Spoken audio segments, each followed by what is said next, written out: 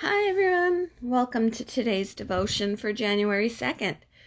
The devotion today is titled When the Floods Come, and the Bible reading is from Luke chapter 6 verses 46 to 49.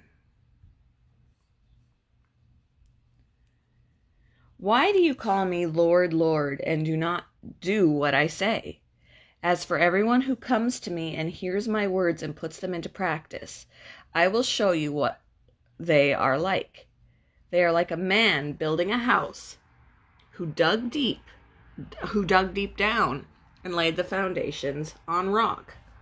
When a flood came, the torrent struck that house but could not shake it, because it was well built.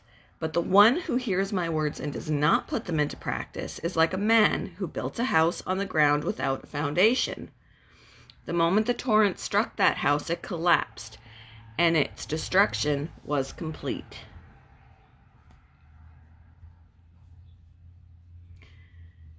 I live in Colorado, a state in the western U.S. known for the Rocky Mountains and our annual snowfall. Yet the worst natural disaster in my state had nothing to do with snow, but rain. The Big Thompson flood occurred on July 31st, 1976, around the resort town of Estes Park. When the water finally receded, the death toll was 144 lives, not including livestock.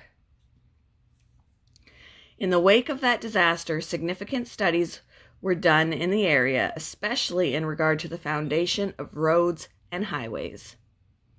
The walls of the roads that withstood the storm were those filled with concrete.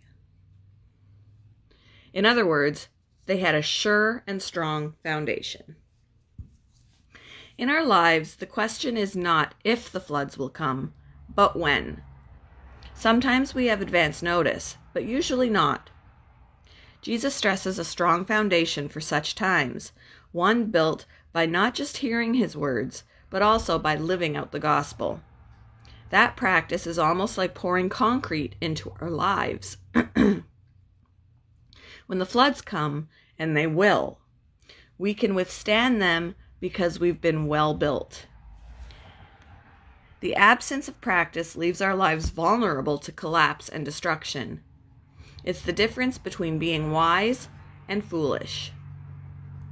It's good to pause occasionally and do a little foundation assessment. Jesus will help us to fortify the weak places that we might stand strong in his power when the floods come.